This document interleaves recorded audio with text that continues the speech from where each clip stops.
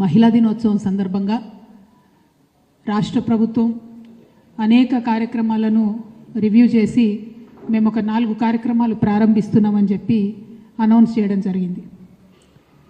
Announce చేసినటువంటి కార్యక్రమాలు కానీ మొన్న గౌరవ ముఖ్యమంత్రి గారు రేవంత్ రెడ్డి గారు వెళ్ళి ప్రారంభించినటువంటి పెట్రోల్ బంక్ కానీ పెద్ద ఎత్తున మహిళలకు ఏదో లాభం చేకూరుస్తాయని మాత్రం మాకు అనిపించడం లేదు.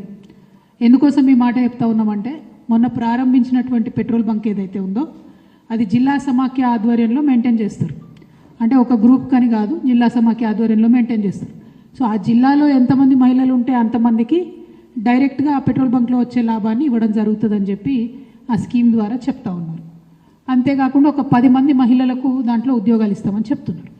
అంటే ఒక పెట్రోల్ బంక్ పెట్టడం వల్ల ఒక 10 మంది మహిళలకు ఉద్యోగాలు ఇచ్చి జిల్లాలో ఉన్నటువంటి వేలాది సమాఖ్య సభ్యులందరికీ కూడా ఆ లాభాన్ని పంచడంతో మనిషికి ₹2 లాభం జరుగుతుంది తప్పితే అంతకు మించి ఇమీడియట్గా డబ్బు పరంగా ఆ జిల్లాలో ఉండేటటువంటి మహిళా సమాఖ్య సభ్యులకు కానీ ఎవరికి కానీ లాభం జరిగే ఆస్కారం లేదు.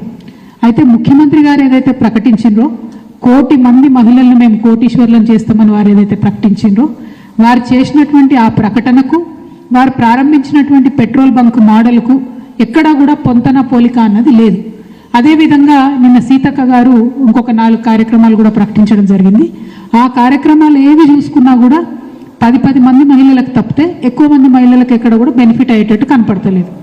అందుకనే మేము ఇవాళ తెలంగాణ జాగృతి నుండి రాష్ట్ర ప్రభుత్వాన్ని చేస్తున్న డిమాండ్ ఏంటంటే మీరు 1 కోటి మంది మహిళలను కోటీశ్వర్లు చేయడానికి నెలకు ఏదైతే ₹2,500 ఇస్తామని చెప్పిండ్రో ముందుగా మీరు అది రిలీజ్ చేయండి.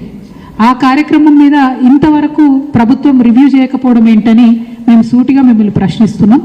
వేలాది లక్షలాదిగా మహిళలందరికీ కూడా బెనిఫిట్ కావాలంటే ముందు మీరు 2,500 కార్యక్రమాన్ని ఇమీడియట్గా ప్రారంభించాలని చెప్పి మేము డిమాండ్ చేస్తూ ఉన్నాం.